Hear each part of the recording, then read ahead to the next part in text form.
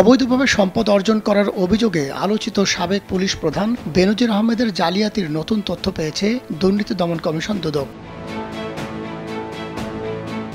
গত ৩১ মার্চ বেনজিরের ঘরে আলাদিনের চেরাগ এবং ৩ এপ্রিল বনের জমিতে বেনজিরের রিসোর্ট শিরোনামে একটি দৈনিক পত্রিকায় প্রতিবেদন প্রকাশিত হওয়ার পরই এ নিয়ে সারা দেশে তোলপাড় তৈরি হয়।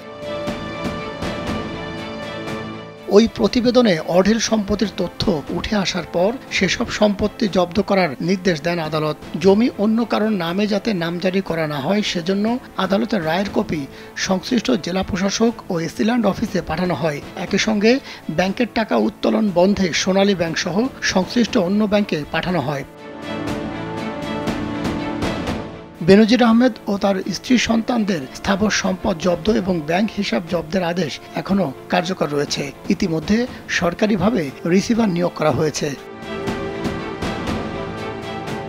সাবেক এই আইজিপির বিরুদ্ধে নতুন অভিযোগ, তিনি তার পুলিশ পরিচয় পাসপোর্টে আড়াল করেছেন। শুরু থেকে এ পর্যন্ত তিনি সরকারি চাকুরিজীবী পরিচয়ে নীল রঙের অফিসিয়াল পাসপোর্ট করেননি।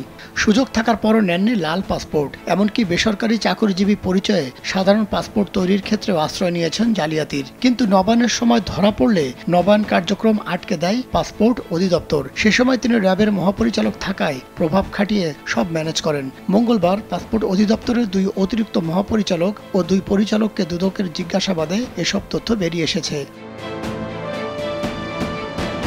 দুদক সূত্র জানায়, বেনজিরের পাসপোর্টের বিষয়ে পাসপোর্ট অধিদপ্তরের এ পর্যন্ত মোট ১৫ কর্মকর্তাকে জিজ্ঞাসাবাদ করেছে দুদক।